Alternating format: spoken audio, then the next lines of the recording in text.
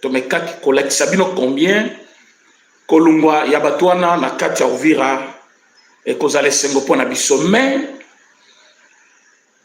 nous venons d'être en contact avec les Wazalendo qui sont déjà sur place, parce que nous vous confirmons que les Wazalendo sont à Uvira. Parce que même si Bandungolomi Subakotaki, les Wazalendo ne sont jamais partis tous. Après l'annonce, il y a départ à Batouana. Malgré toutes les manœuvres qu'ils ont essayé de faire, les Wazalendo étaient déjà présents pour sécuriser la population.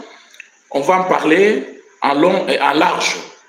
Tozali Kolobela, Philemon, Yav, Oyo, Azali, poursuivi pour la trahison et surtout l'incitation à tous les militaires de commettre les actes contraires à la loi. Alors, Tozali Kolobela aussi, parce que nous sommes là parfois pour une heure ensemble aujourd'hui. Kolobela aussi, marche à Monino Salami, il y a Union Sacrée, Lelo Nakati, il y a Ngoma Mokonzi, il y a Kinshasa, Tozali Kobenga, la ville capitale, bien sûr.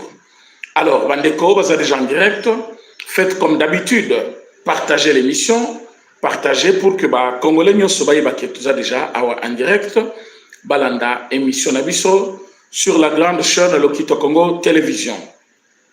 Bandeko Balandi, to bandanel kambo ezali kotala la ville d'Uvira.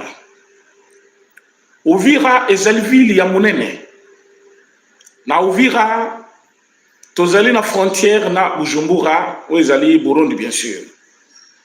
Na katia Uvira, ba criminel rebelle rwandais, bazwa ki total contrôle te. Bazwa ki total contrôle te ya ville, parce que malgré bazana ki ville lokola ba, je parle de ce monsieur, comment il s'appelle, Biamungu, parce qu'il était commandant là-bas. Il y a eu quelques zones où il y a qui ont accédé. Mais qu'est-ce qui s'est passé réellement? Tango bayoki pression, il y a États-Unis. Tango Paul Kagame a senti pression. A moni qu'il devait quitter, libérer la ville d'Uvira. Parce que pour les Américains, et là qui on dirait, Paul Kagame a défié toute l'Amérique. Paul Kagame, là qui s'est bango Moussapi, moi je suis fort.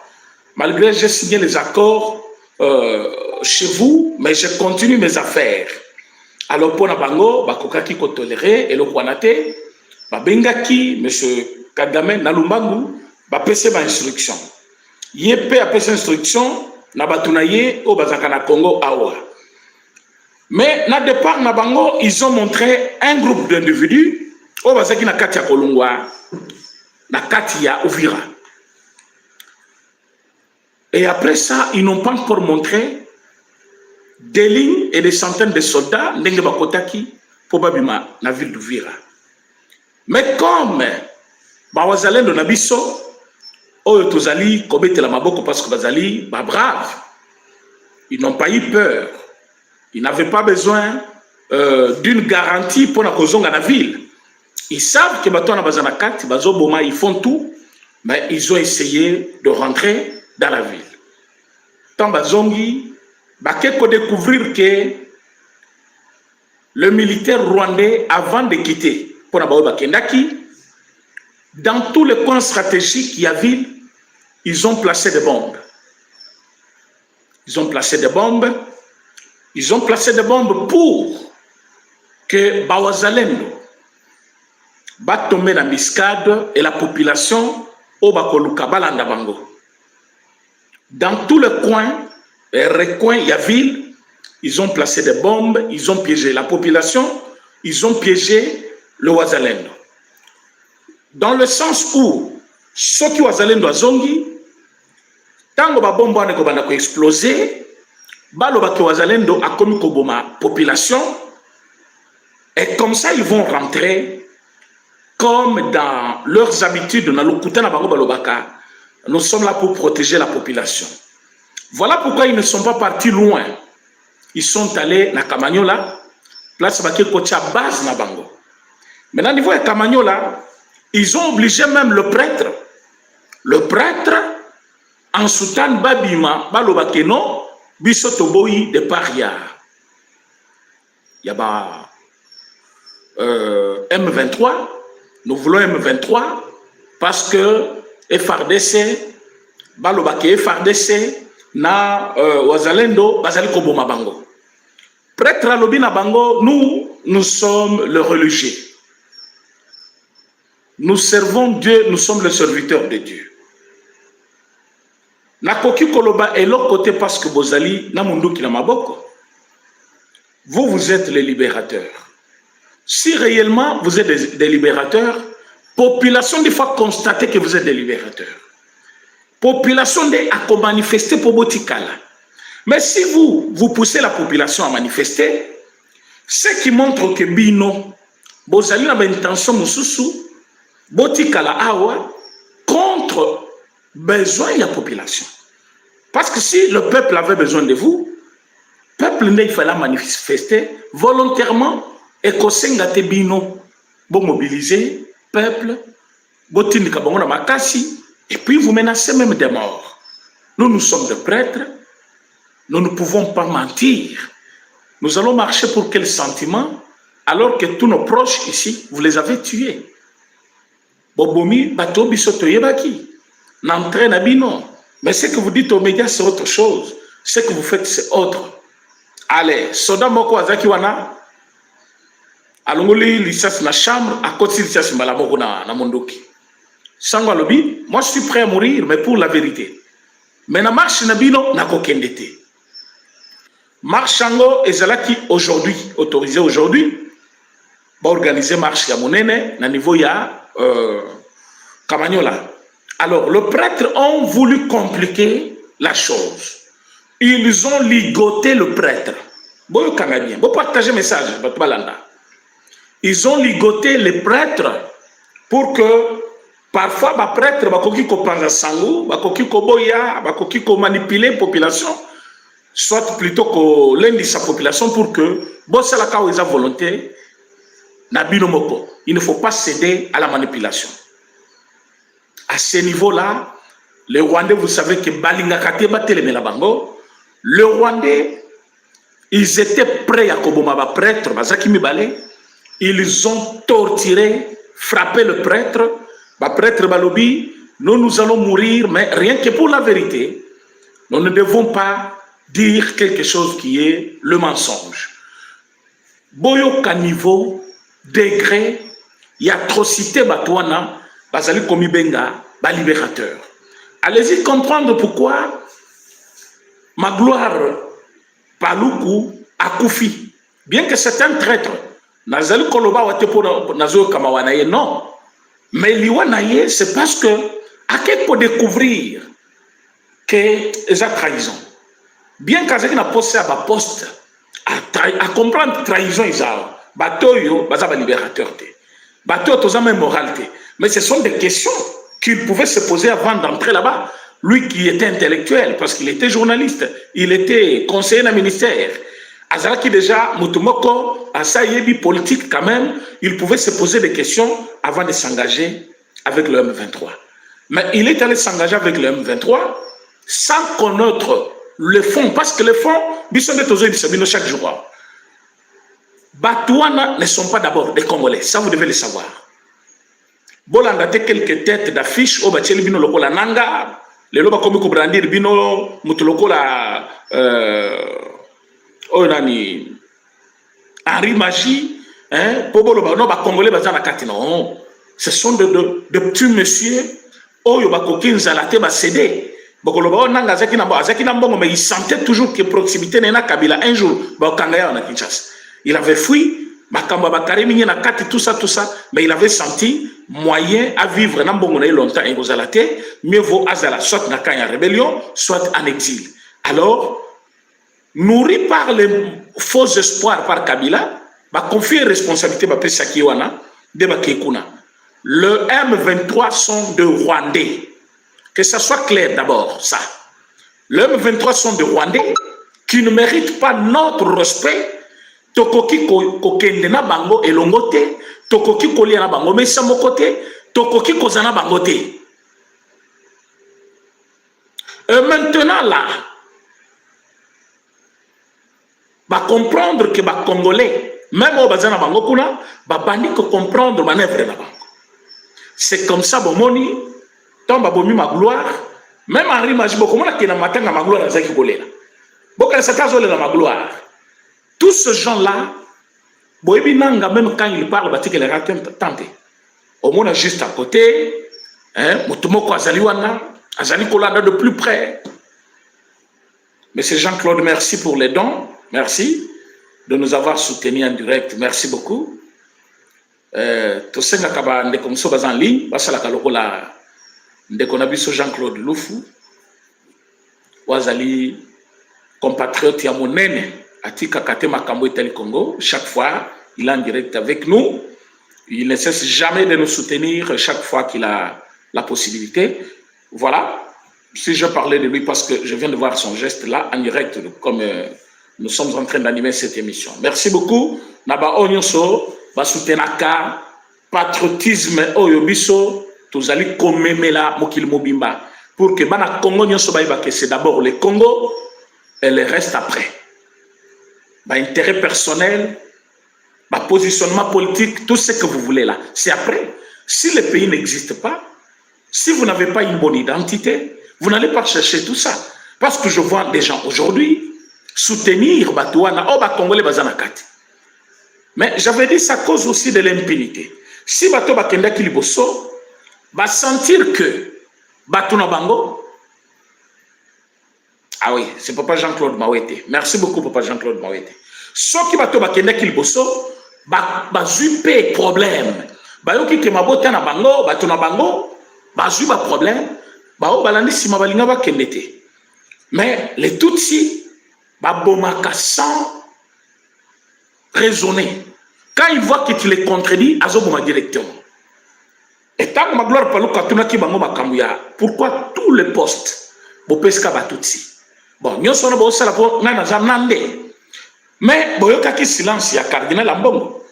Soki ma gloire parle kakufela ki n'entité moko boye oyo eza maboko ya gestion ya gouvernement congolais lelo elinga bima o baso il fond bazo bomaka baso il fond et puis elinga bima non tu sais que ni motatindi bato ba boma ma gloire palu mais lelo ils sont incapables de condamner ba Rwandais M23 qui bango de babomi ma gloire parce que c'est connu de tous, même la famille là de ma gloire, c'est parce que baza dans une zone occupée. Et cette zone occupée, bazana na katia bokambami ya Batouana. Contredire Batouana na minito, c'est la mort encore. Ils ont accepté les obsèques, ils ont accepté que Batouana basala tout ce qu'ils peuvent faire, mais bayebi que Batou oyo babomi ma gloire paluku ezali bango. Et de même, ba Congolais mususu batikani et belé ba subir dictat wana moko moko. Pourquoi? Ba Rwandais ba lingité ba contredire bango. Tozali awa en train de dire aux Congolais que ce que nous sommes en train de faire aujourd'hui, ce qui vont comprendre en côté, même plus tard vous comprendre. Qu'est-ce que nous sommes en train de faire?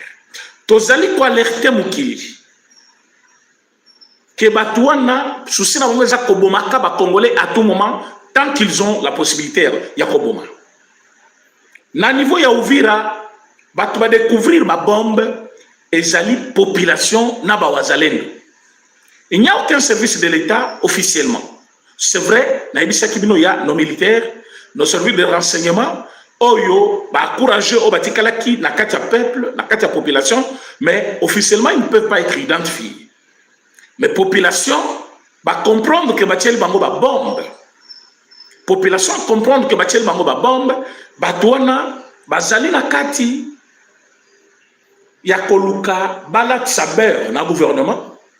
C'est-à-dire, tango armée na bise kokota, tango la police koya, tango azalendo, à cause de de manière officielle aussi, Bakoboma, population avec ba bombe wana, parce que ba bombe à tout moment, et ko banda ko éclater.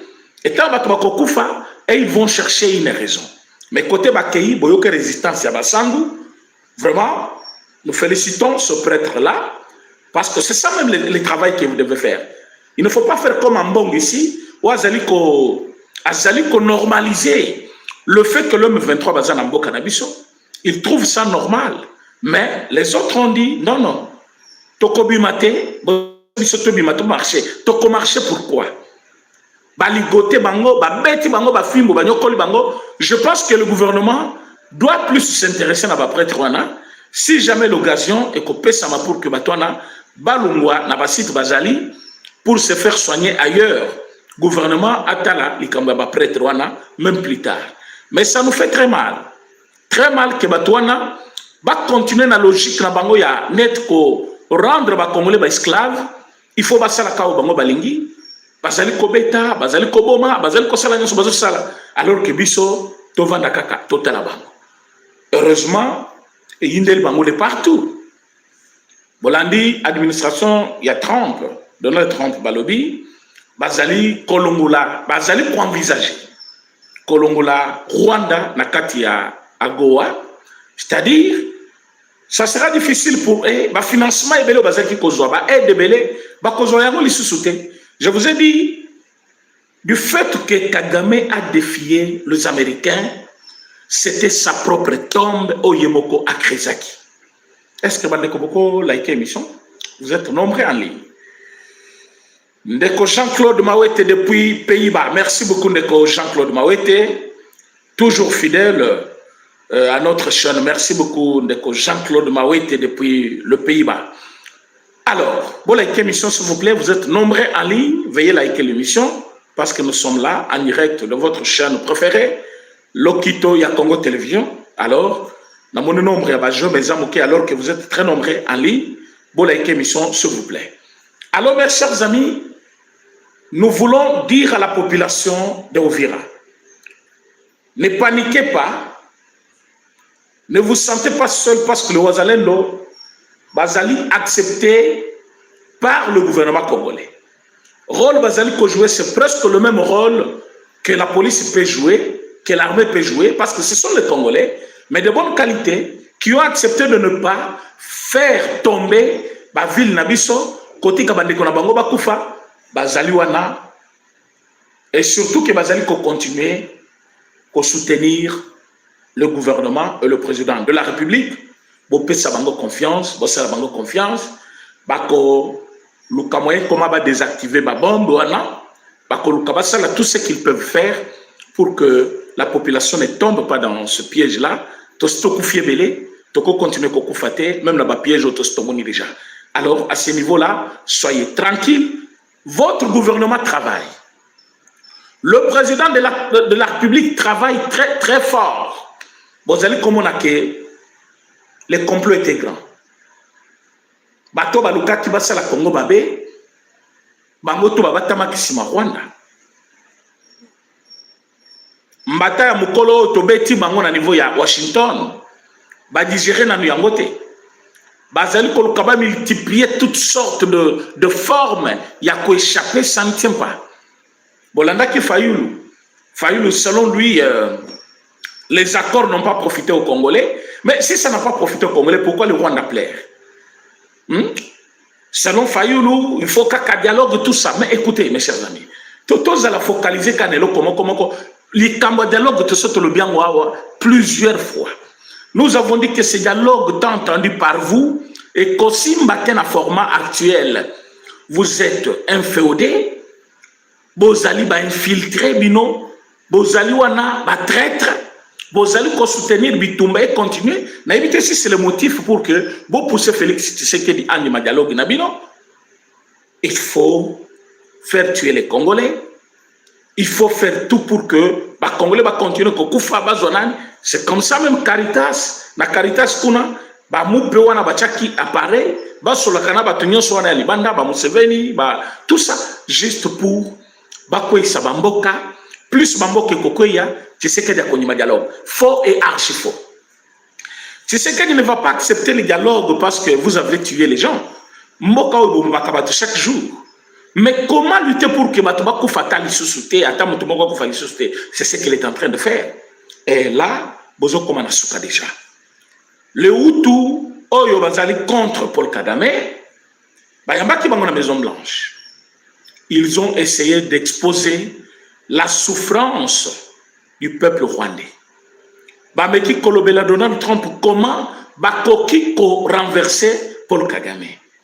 Et l'Amérique était favorable à leur demande.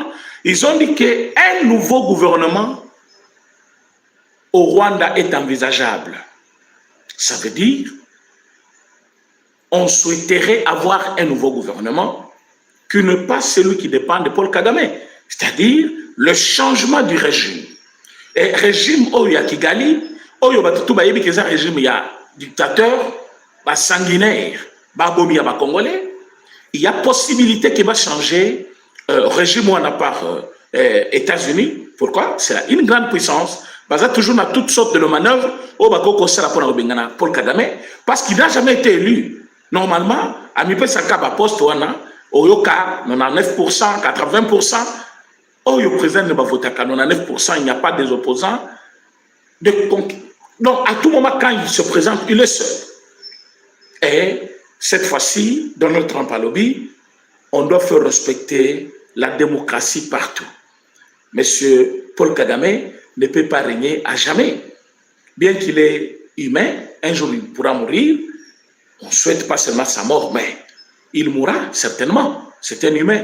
Mais dictature où il y a le côté là-bas au Rwanda, c'est comme si Batignan Sobabanisco s'en passait nango et un autre gouvernement, un autre régime est envisageable pour le Rwanda. Ça, c'est la réponse de l'administration Trump. Ce qui montre que M. Paul Kagame, ce n'est pas par hasard qu'il a limogé 40 officiers les sous.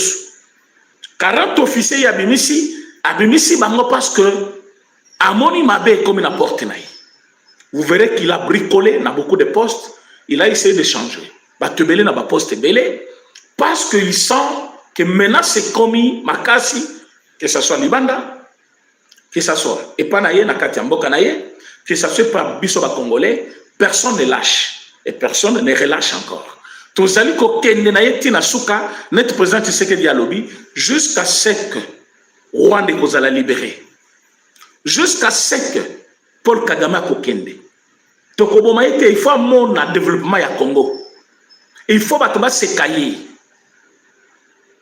Et c'est possible. Il y a un moment où on traite tout bazaki panabiso na minito ba kangi mutu ba lobby. Pourquoi dialogue sans maté? Pourquoi bato bazo zonga? Regardez. Ils ont tenté d'organiser cette marche-là au niveau Yaouvira. Ça n'a pas tenu. Qu'est-ce qu'on a Kamagno là-bas organisé marche aux populations à lobby, il ne faut pas token. Pourtant, ils ne vont pas seulement quitter Ouvira. Ils vont quitter partout. Dans la période de la festivité, Oyo, Tito Koma, le 3 janvier ou le 5, date Oyo Amérique, Pessi Bango, délai Yasuka Pona Kobima sur toute l'étendue de la République démocratique du Congo. C'est-à-dire le premier 15 jours de l'année 2026. Le premier 15 jours de l'année 2026, nous allons être à Goma sans le Rwandais. Nous allons être à Bukavu sans le Rwandais. Nous allons nous rendre à Rutshuru. Nous serons à Bunagana. J'ai dit bien les 10 premiers jours de l'an 2026. C'est-à-dire, il faut et l'armée congolaise va reprendre la responsabilité, la charge, et Moutuloko la nanga, à cantonnement, dès lors qu'ils allaient pour pesa bango pas, parce que na cantonnement na to kanga bango, non.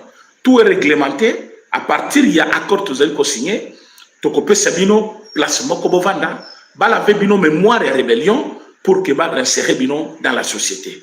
C'est ce qui va être fait. Voilà pourquoi tous les Kosenga n'a pas onyonso. Baza la possibilité, il y a côté de la Congolais message batindaya que nous sommes presque à la fin de cette guerre. Oyo et sali 30 ans. Nous sommes presque à la fin de gagner cette guerre. Nous allons gagner cette guerre certainement. Et cette guerre, je peux même dire, elle est déjà gagnée. Parce que sinon, balinga ki balungwa na Uvira te. Et ceux qui vont organiser marche na Kamanyola, parce qu'ils savent qu'ils doivent quitter aussi Kamanyola. Et il faut faire de bruit pour que balobake non, batu baboyi bango bakende, batu bakoboya ndingene. Une preuve que batu na bazakana binoté, tango bozo kota na village, tout le monde fuit. Bakenda kawapi. Ils ne veulent pas de votre présence parce que bayebi niveau nin ya crioté bino bozana. Bayebi comment vous tuez les Congolais. Quand je dis aux gens, ce ne sont pas des Congolais. Et ils sont des Rwandais. Les Rwandais tuent facilement. Vous voyez pourquoi Baboumaka? Parce que d'abord, ils ont ce qu'on appelle la complexe d'infériorité. Complexe d'infériorité, il s'agit de Motu Oyo Ayebi Bon. Naza Mutu Yamukuse, par exemple. Mais je m'apparaître comme tout le monde à mon nez moulaï. Pourquoi? Et vous verrez quand tu arrives là où il y a des gens, il cherche à se faire sentir qu'il est là. C'est ça complexe d'infériorité. Mais il y a des gens, ils s'assument. Avec sa taille, il est intelligent, il est propre, il est beau, il fait ses histoires selon les règles de la loi. Et vous verrez que même sans Amukuse, même soit moulaï koleka batu bazanaï, même soit na monene moko ya salité, batu so bazanaï na monene na yoana. Il faut s'assumer, il faut s'accepter. Or, les Rwandais, bazali ko souffrir de ces complexes d'infériorité depuis des années. Bakanisaka, tomona kabango les sous-hommes, ils doivent s'imposer, et pour s'imposer, ils doivent semer ce qu'on appelle terreur. Ozobanga mutu pas parce que Ozana ne reste pas envers lui, mais Ozobanga qui a salé omabete parce qu'il en a la capacité. Alors, plus Ozobanga qui a salé omabete parce qu'il a la capacité, wana okomi kobanga ye en raison de me respect zate. Or mutifo au moins papa a salembi a commis un peu bizarre, mais l'enfant s'assume. Il dit c'est mon père. C'est mon père, quel que soit l'état comme. Donc ce respect-là est réel. Cet amour-là est réel. Parce qu'il s'agit bel et bien de ton père, tu l'acceptes tel qu'il est. Mais il y a des gens, à Boyina papa na ikakapo a commis, à Bukana Lokolo, à Kofilisu, à commis Kola Tamabe, quelqu'un vient dire oui, c'est mon père, mais il m'a fait trop du mal quand j'ai grandissé. Pourquoi toutes ces raisons et justifications, il y a le quota pour rien. C'est mon père, c'est fini, je me limite là. Tu es Rwandais? Oui, je suis Rwandais. Je suis chez moi au Rwanda. Oh non, nous sommes les Banyamulenge parce que tango bakata kamboka biso totika.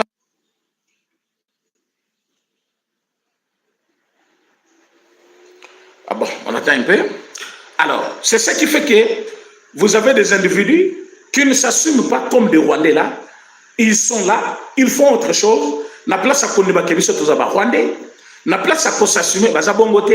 Alors, Bazuba Congolais, il y a mauvaise qualité, ils commencent à faire du mal maintenant à nous les Congolais. Voilà pourquoi ceci n'a pas Zali, comment tuer, comment nous faire du mal, comment nous rendre moins importants, minerais Nabiso, il faut exploiter. Mandeko Bolaike live Nabiso, Bolaike, vous aimez live Nabiso s'il vous plaît, vous aimez. Vous aimez live, vous partagez, Bato Bazabato Sikabo, s'abonner sur notre chaîne. Vous êtes très nombreux en ligne. Je vais voir le maximum de partage, maximum de jeunes, s'il vous plaît. Nous parlons Congo, vous êtes des Congolais. Situation sécuritaire, il y a Est de la République démocratique du Congo. Naza accompagné à mon côté. Pour Batubele, d'abord, donc, je suis toujours accompagné avec Alain Moloto, un figure emblématique, communicateur dans Bino Boyebi, pour la Kopeta. Masapo Yamboka Ekolo Congo. Donc pour la commémorer bino les actualités fiables Yamboka Ekolo Congo. Allez moloto ma loba mboka na yo. Mbote na ba Congolais de partout. Ba compatriotes congolais et surtout ba des pères et des mères. Bao balingaka mboka Congo. Oui oui. Bao bazaka na balala kana souci à République démocratique du Congo. Atako bazana Kinshasa. Na Kasaï, na Katanga, en Europe, même en Afrique, partout. Nous sommes toujours na Congo et particulièrement Mikolo Tokolo na Est, il y a la République démocratique du Congo. wana toko kipe kolote mbote la bino bisika dans tout bozali bokoza la dessus te c'est-à-dire ndenge bomoni biso toye awa to memi makambo toza ba wazalendo médiatique to yena makambo ba wazalendo oyo dès le début de l'émission je pense que bino mo boyebi ti to kende kosuki ça to kolobela ka Congo ouais donc yo soko sala no complot contre la République démocratique kolanda biso te to toucher yo kolanda pe biso te soit obimi ozeli Pierrot Louara voilà ozeli Bibika Pinga bolandi bango batroko ba Daniel Safu tokobeta bino ambongo tokobeta yo parce que oza contre Congo ouais oh yo yakana magui na yo batroko ba Shadari tokobeta o eza bongo tokobeta pour nini parce que oza na ba plan machiavélique contre la République démocratique du Congo omoni musala na biso omoni objectif to enango pourquoi parce que tokobisa bandeko ba congolais qui trop c'est trop 15 millions de morts donc biso to ekoloba na kombo ya ba wei ouais o ba kufi innocemment oui nde toye awa bandeko ba congolais alors sunga biso kaka aimer l'émission partager les liens et permettre bandeko musupe ba yeba o ezali kolekana 15 000 unités spéciales au Kakaïbou na Uvira. Qu'est-ce qui se passe? Demande ya Paul Kagame na Russie rejeté par le gouvernement russe ou le gouvernement fédéral de la Russie. Qu'est-ce qui se passe? Kagame isolé. Maramni isolé. Ambongo a sali sortie médiatique. Tokoyo Kanabino ensemble. Maïmazali Koleka en République démocratique du Congo. Tolobaka yango bandeko ba congolais.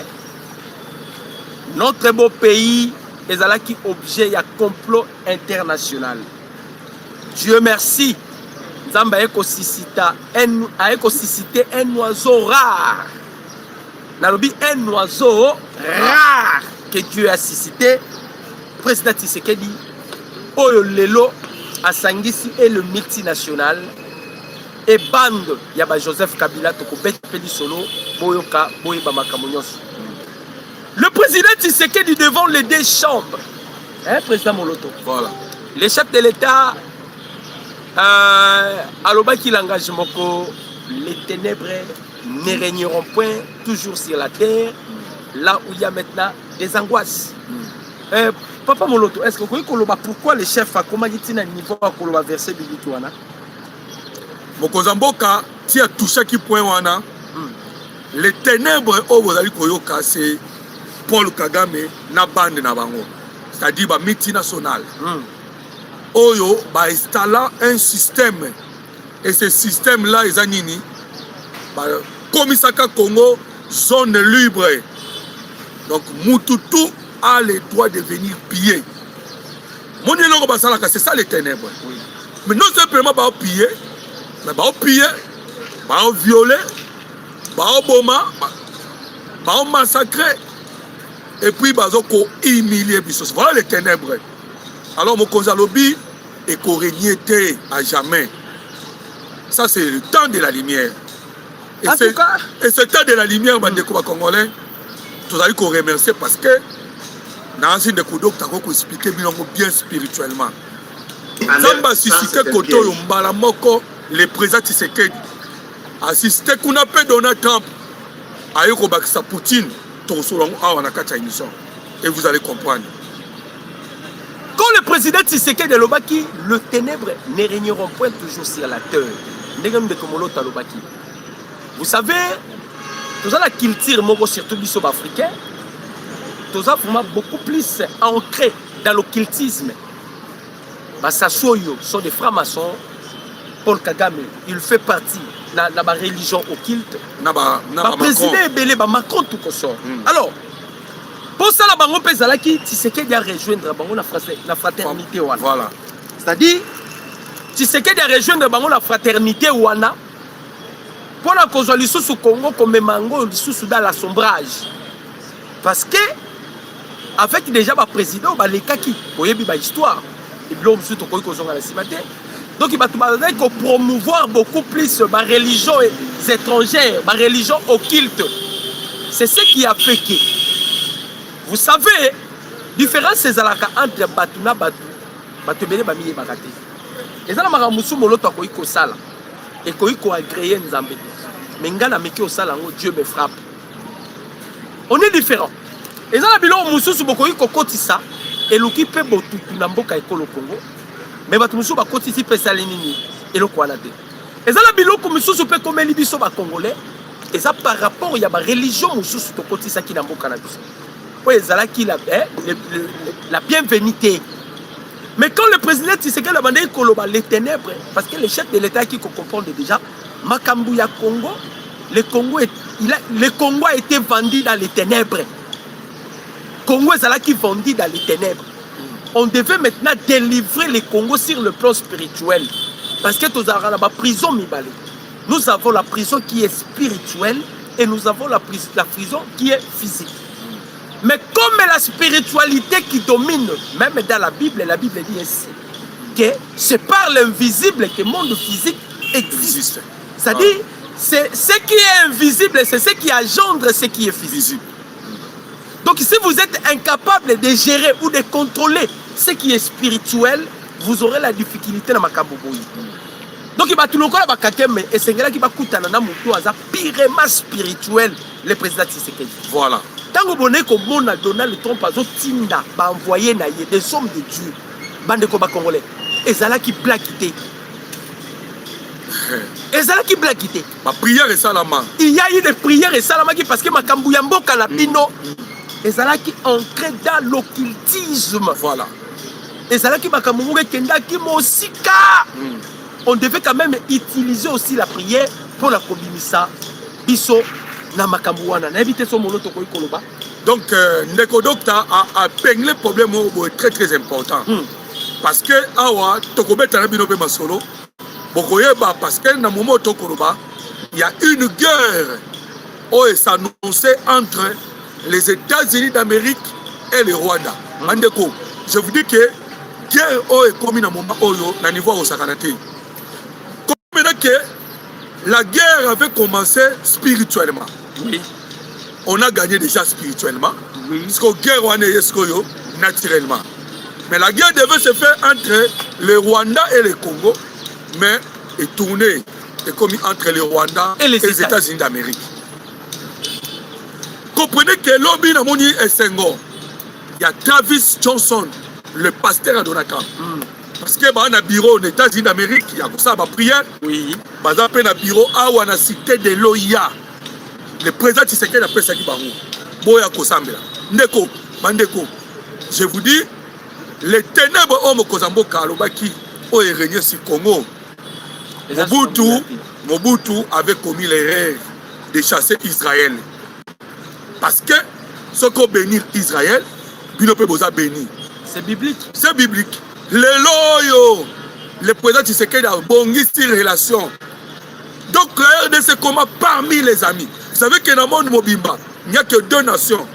On va reconnaître Jérusalem comme étant le capital. Il y a Israël. Deux nations. C'est les États-Unis d'Amérique et la République démocratique du Congo. L'Afrique du Sud l'Afrique du Sud est en difficulté. Pourquoi? Parce qu'ils ont combattu Israël. Mais entre Israël, les États-Unis d'Amérique, Trump, la Russie, Mandeko, attendez-vous que RDC Kozonga au top dans le niveau Izalaka. D'abord, la normalité des choses. Poutine a s'esquizaka. Mandeko nanga o nazo bisabino, Dieu me témoigne. Ngaïté. Nous sommes à la recherche. Nathalie document il y a 1600 ans. Cartographie Afrique il y a 1600 ans.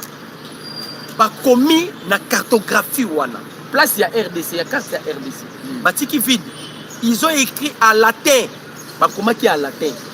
Ba commis penitaetera. Dans le Bible na latin. Place il y a RDC ba commis penitaetera. Na 1600 ans. Terre bénie. Ce qui est traduire yango na français bazoloba la terre est bénie. Voilà. Na 1600 ans, nani ayebaki déjà que quand on dit au Congolais que la terre la plus bénie au monde, c'est la terre de la République démocratique du Congo. Jérusalem. Bandeko, le monde contient 145 minéraux. Mokili Mobimba. Voilà. Et ça, a 145 minéraux. La RDC yemo kozo contenir 137 minéraux. Oyo nazo ebisabino bossa la recherche. Maintenant na 1600 ans. Ba mindele déjà ba yebaki ndenge nini ke cette terre est bénie parce que bango mo ba komi na latin benitaye terra. Toye ko koma na 1588 parce que vous savez de l'an 0 bandé ko compter de plus grand au plus petit. De l'an 0. Toye ko koma na 1888 kaka na cartographie ancienne Afrique ba changer terme. Au lieu que bakoma benitaye terra batiki parce que bandé ko koma mboka la bisoté. Obi pour ando koma mboka la bisoté. À l'époque là, les Congolais zalaki na Rwanda na kati, hein? Na Burundi na kati. Voilà. Ils ont tellement mené. En 1588, ils ont changé de langage. Ils ont changé Iderium terra. Toujours dans la terre. Ce qu'on a interprété en la terre des Juifs. Iderium terra. Donc la terre des Juifs. Pour vous dire, si nous allons dans la profondeur même de la parole de Dieu, c'est-à-dire, quand on appelle un juif, on voit ce qui est spirituel. Donc le peuple le plus aimé de Dieu, c'est le peuple congolais. Voilà. C'est le peuple congolais. Ce qu'on a Poutine n'a pas trompe, n'a retard. Voilà pourquoi il veut maintenant intervenir parce que aussi longtemps peuple isolé là, mokile kozana kimiate. Reconnaître Angola bakambo belé. Je veux vous parler de quelque chose. Oh ba Congolais belé baye bakate. Lobando kodukta. Bande kodanga. Tozalaki na président awa Mobutu. Non, tobani na Kasavu. Kasavu bat baye ne babelge. Babelge. Toye na Mobutu. Après Mobutu toye na musée Laurent Désiré Kabila. Après musée Laurent Désiré Kabila toye na Joseph Kabila. Bandeko. Pendant tout ce temps ya ba président wana. Vous savez que les Belges ont des ustensiles na biso. Ce qui faisait notre pouvoir ancestral. Belgique. C'est-à-dire c'était d'une façon qu'on dépouillait biso sur les plans spirituels. Parce que notre culture, c'est ça notre spiritualité. Vous comprenez? D'une façon qu'on dépouillait biso sur les plans spirituels. Vous savez ce qui s'était passé? Quand Tshisekedi a eu le pouvoir, première mandature na ye. Belge baya na existentiel na biso. Et ce qui est plus grave, baene ki biso masque moko boya kakungu. On a zo ebisa bino congolais kota na Google. Beta babilo kokomi masque kakungu. On a zo loba na yo. Obeti yango na Google et obimiselo masque moko. Tala masque wana, tala longa Tshisekedi. Avant loba, yo tala masque wana, tala longa Tshisekedi. Ce qui botali ango comme ça lobi na koya ko révéler bino sikoyo qu'est-ce qui se cache na masque wana yo kende ko beta kaka na Google masque ya kakungu tala masque wana tala longa Tshisekedi parce que les Belges ne ba yaki ko zongi sango comme ça lobby na ko fongwela bino sikoyo makambo batami na masque wana. J'espère qu'on peut maintenant commencer l'actualité. Toujours commencer l'actualité mais il y a interview moko le président Tshisekedi à Salaki. Parce que bandeko comprenez ce que nous sommes en train de parler. Total sabino mboka otozana parce que biso ba Congolais to sembla qu'on néglige notre pays. Oui oui. Le président Tshisekedi a lobaboy. Aussitôt à côté qui n'a pouvoir. Alobi, je suis président de la République. Je vous dis, c'est comme si Nzambe a ça la injustice. Apprenant toutes les richesses yamkili. Ayena yango kotika na République démocratique du Congo. Ça, c'est le président Tshisekedi. Lui qui est président de la République. Alors, Yokana est très important. Vous savez que Mundele a aussi découvrir éléments chimiques minéraux. On est dans la capacité de mémoriser. Donc, tant que vous avez un téléphone, vous avez un téléphone et tant que vous avez un téléphone et récupérer ces matériels-là. Et récupérer toutes les données. Donc quand dengue appareil nzamba tana kacha mutu abosani nyonso mais soka la muki ezongi nyonso nous devons découvrir na Congo, toujours na Congo. Alors vous imaginez ce pays, pourquoi Dieu a voulu prendre les richesses nyonso mukili atena Congo ayo na Congo. Voilà pourquoi les Congolais maintenant il faut avoir conscience. Donc tout ça qui moi séquence on a pour conscientiser les Congolais, conscientiser les Congolais. Baza le pays le plus riche spirituellement et naturellement. Merci Ndeko Moloto. Président Tshisekedi lobby. J'espère que Moloto a été appelé cette information. Lorsqu'on a eu à signer avec les États-Unis, tu signes qu'il y a sécurité, tu signes mon makambo belé, au moment défense et sécurité. Voilà. Lobby. Oh la zone bisabino lobby à lobby. Lobby na rolo ba hier hein. Peut-être ba ça lobby à dimanche. Hier vendredi. Le chef de l'État a tenu une réunion. Réunion wana ezalaki en huis clos. Réunion wana, le chef de l'État a tenu ça avec les officiers congolais de père et de mère et certains officiers supérieurs américains des États-Unis d'Amérique. Voilà. Bandeko. Magambo comme au sérieux. Bandeko. Bandeko. Tshisekedi, président de la République démocratique du Congo, mais dans une réunion avec des officiers des États-Unis d'Amérique, des commandos américains. Et là, Kagame a commettre le lobby et les lycéens. Il y a eu un tout petit erreur technique. Il y a moins de côté là. Donc je disais que Paul Kagame lobby a commettre une erreur grave. C'est ça qui veut dire que Kagame a commettre qui a tombé dans deux pièges. Piège à l'immobilier qui la signature de l'accord de Washington. Deuxième piège, c'est la prise de Uvira. Oh, le loyo et mettre fin dans le régime de Paul Kagame. Donc, tu as été sur aujourd'hui, photo au taille sabandi. Photo yangoyo. Bon, de toute façon, tout ça, la libanda, peut-être que la lumière est connue aux ala. Parfois, ma cassité. Ah, et mon anate. Et mon anate bien. Vous savez, ceux qui ont na moins d'être ordinateur, on pouvait aussi balancer directement. Mais de toutes les façons, les numéros topés, ça, ceux qui bolingi bo mona yango, quand même beaucoup ko benga piso. Bandeko ba koti na sima bolimbisa, toujours qui problème il y a reconnexion. Mais na réunion batenaki boyoka quand même, on doit quand même parler de ce qui s'était passé, non? Bon, balobi boye. Le président Félix Antoine Tshisekedi Tshilombo a reçu à Kinshasa des officiers militaires américains pour planifier une offensive objective.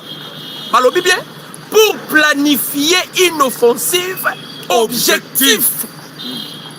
Restaurer l'autorité de l'État à l'est du pays, neutraliser les rebelles soutenus par le Rwanda. Donc ils étaient dans une réunion avec l'objectif restaurer d'abord l'autorité de l'État à l'est de la République démocratique du Congo. Voilà. Neutraliser les rebelles soutenus par le Rwanda. Lancer mon offensive, mon objectif. C'est-à-dire quoi? Les Américains ont commis un sous-capot à Kagame. Si tu as des téléspectateurs, Maloba Marco Rubio. Lobby. Bandeko. Marco Rubio lobby boy. Nous allons faire respecter l'accord signé à la présence de Donald Trump. Donc Balingi, c'est-à-dire humiliation et compétence. Kagame a humilié Donald Trump. Voilà pourquoi tu as subi un mode de pays entre Bango, entre Donald Trump et Paul Kagame. Donc comprenez que les États-Unis d'Amérique ont travaillé dans la mission de Mubimba. Donald Trump a Kagame. Kagame, avant de nous faire après avoir commettre l'eau, parce que Boyoka qui est à lobby, soit Kota qui Uvira, c'est parce que Banyamulenge, Bazam marginalisé. Oh, Yalobaki. Voilà. Alors, il a fait seulement appel.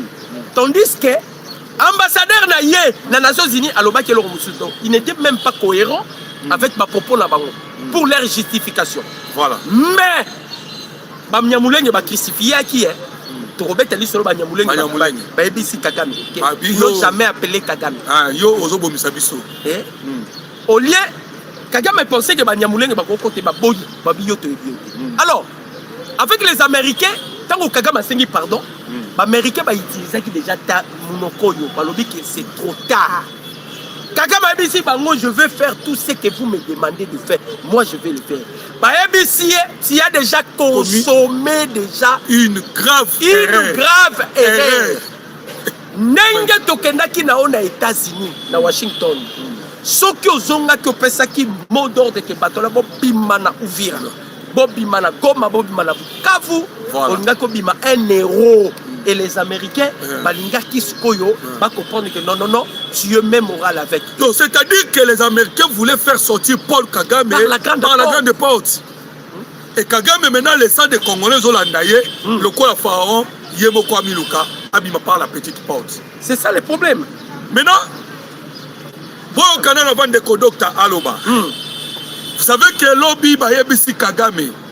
Parce que Kagame a joué moi ma manœuvre. Mais tu sais que satellite américain et Mona. Très bien. Lobby Bayebisi na Paul Kagame. 75 km. 75 km. Bayebisi Paul Kagame. Na Uvira. Na mona yi commentaire en déco ko lobby. Mon père sa position Uvira. Bayem 23 babimité. Babimi déjà. Bandeko, nous vous confirmons maintenant que les M23 AFC babima ki Uvira. Mais babimi Uvira ba kesa nini? Ba ke vanda na Sange. Ba sali base na ba. Ba chesko base quartier général na Sange. Et les Américains ba moni. Sange c'est où?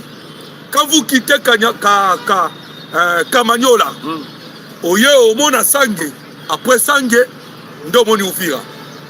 Ils ont quitté Uvira, ba tika na bangomba pembeni, ba che base na Sange pour que moins de mouvements bakita. Lobby ba américain ba foncer clou.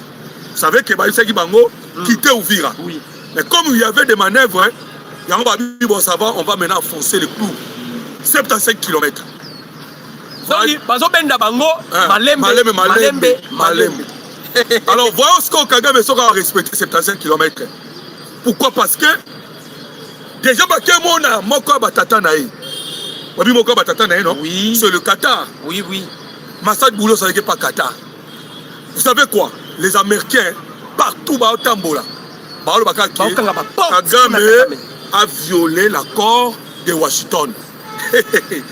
Vous avez maintenant compris que c'était un piège. L'accord de Washington et la prise de Uvira, ce sont des pièges. Oh, Tshisekedi attendre. Paul Kagame. En tout cas, Oliva Dapunga la monio. Félicitations, merci Oliva Dapunga. Problème est aboyé. Ngasi na ebisaka bino. Peut-être les gens baozela ngai na tutuka pour ma prophétie nanga. Moi je vous ai parlé déjà. Kagame ba obomaye. Kabila ba obomaye. Mutaza na chasse bakanga ya mobimba. Eza Moïse Katumbi. Bokanga malobo nasi na yebisa bino. Na lobaka yango. Kagame a kokufa ba kobomaye na ba américain. Pourquoi? Les Américains ba lukaki batakimia. Mais les Américains va comprendre ata ba kaboli biso na Kagame un de ces 4 matins Kagame rozongela ba bêtise na yi. D'ailleurs, proposition à côté déjà mire et ça sur la table. Proposition à côté mire et ça sur la table. Voilà. Kagame a manqué du respect pas il y a Donald Trump. Alors Bakiawa, la Trump non? Voilà. Dieu nous a créé pour que tous à la écho. Moutaza supérieur la biso Azate. Maintenant, on doit poser la question. Pourquoi Kagame a envoyé encore les gens qui les commandent à Poutine? Abengi Poutine n'appelle. ABC Poutine, je suis en danger. Oh, Kagame, yo le logo bien en danger. Oh, yo tolo balabino, c'est Paul Kagame. Abengi le président russe. Vladimir Poutine. Alors, je suis en danger. Poutine a tout nioza en danger à Nini. Oh, les Américains, baniba au Tevinanga. Oh, Kagame. Yo le bagyo Rubunda. Papa, vous blaguez avec les États-Unis. Alors, Poutine, Nenazabo Soko Tikinga. ngala sambwe. D'ailleurs, ngala nga écoute yo zalaboye. Ngala nga écoute, vous savez que Joseph Kabila pendant zaki na reine na ye, Kabila zwaka ba minerai le plus rare au monde.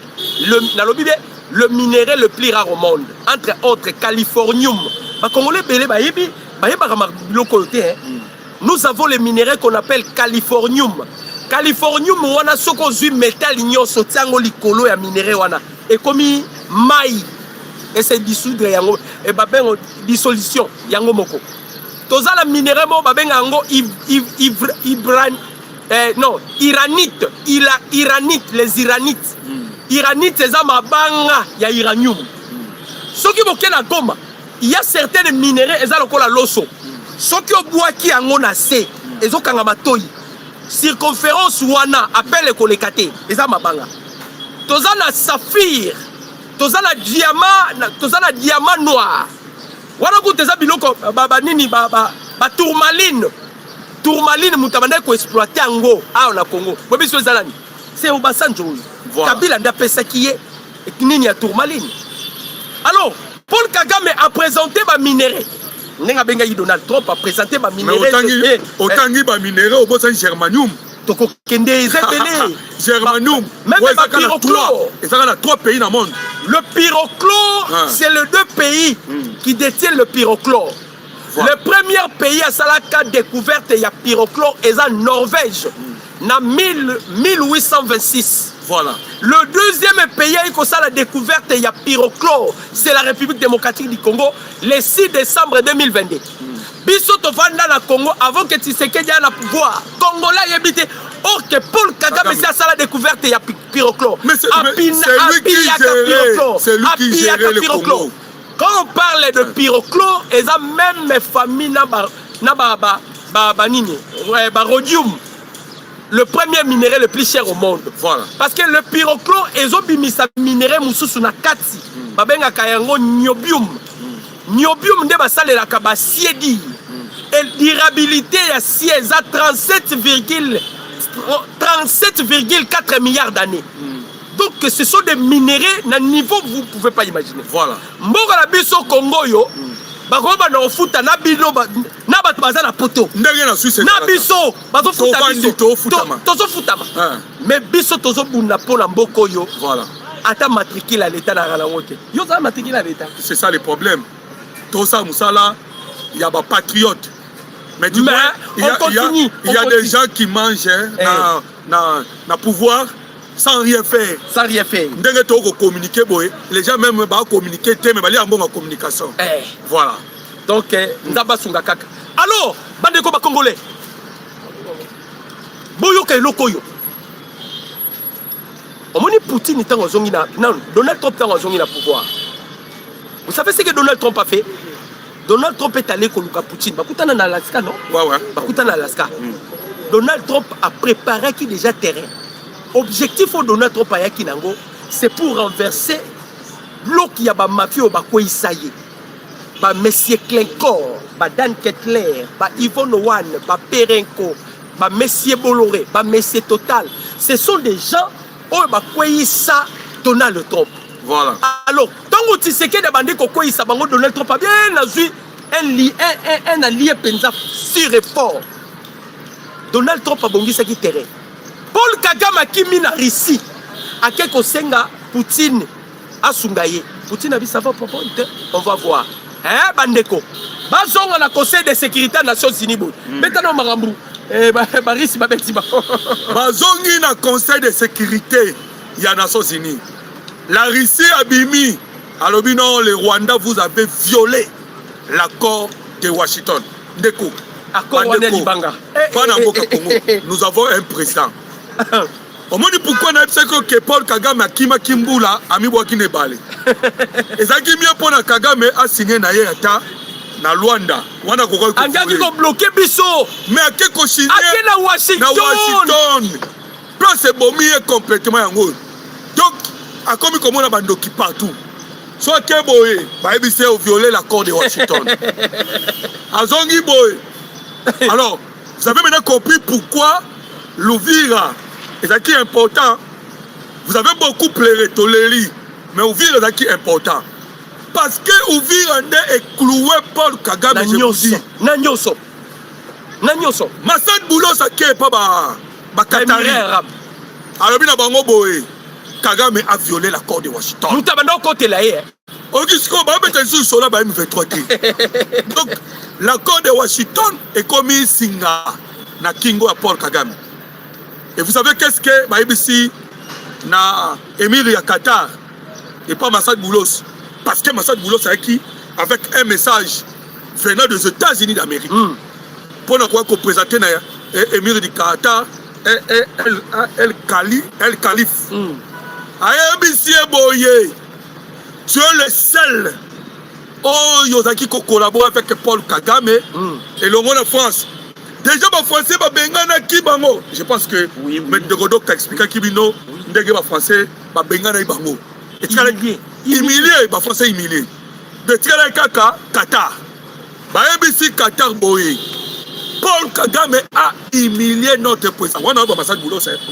Paul Kagame a humilié notre président en violant l'accord de Washington. Alors, tu n'es pas la au Qatar. Parce que nous savons, vous avez investi au Rwanda. L'usine de Gassabo est à Bino. Rwandais est à Bino. Vous voyez que Rwandais, il y a des Qataris. Oui. Si vous ne voulez pas le pire, il est temps d'actionner avec Paul Kagame. Alors, nous savons que Nasange. Voilà. Pas moi-même Nasange. Donc, nous avons une frontière entre la RDC et le Rwanda. Parce que les satellites américains et là. Bayana Nouana. Alors, nous les Américains, tant que nous avons Wande, tu la Kagame na se. Bandeko, baoke na Kagame.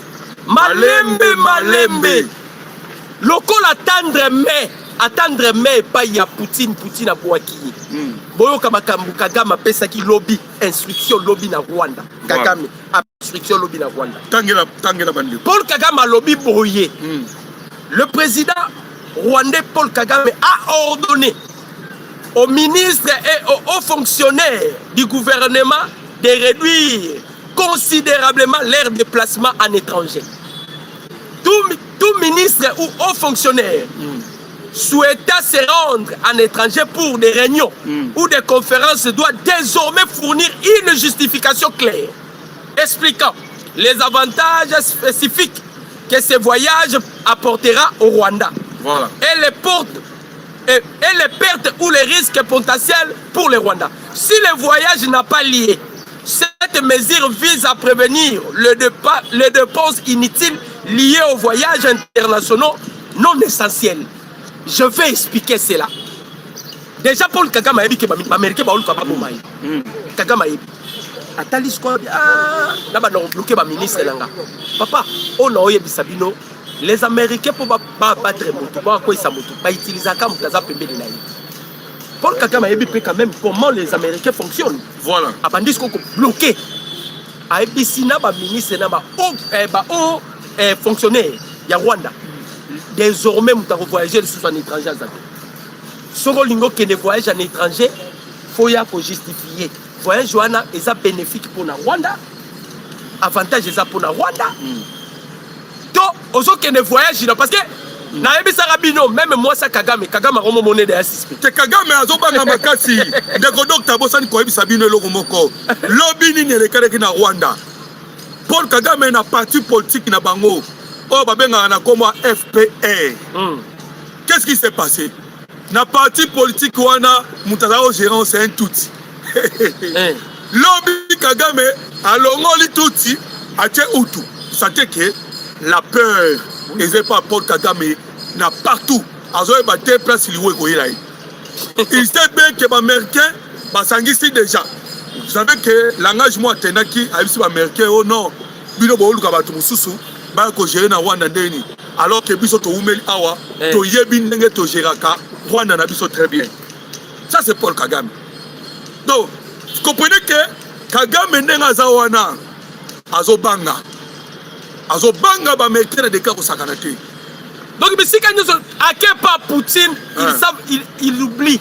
toyebisaki bino même la Chine a comme à un moment parce que bazaka versatile Paris déjà Poutine déjà nabeti la bino lisolo tango président Tshisekedi azo potana wa Donald Trump nanga azote le seul président qui a épargné Tshisekedi na coup d'état pour balongolé na pouvoir c'était Vladimir Poutine. Même dans l'élection président Tshisekedi est allé voir homologue naï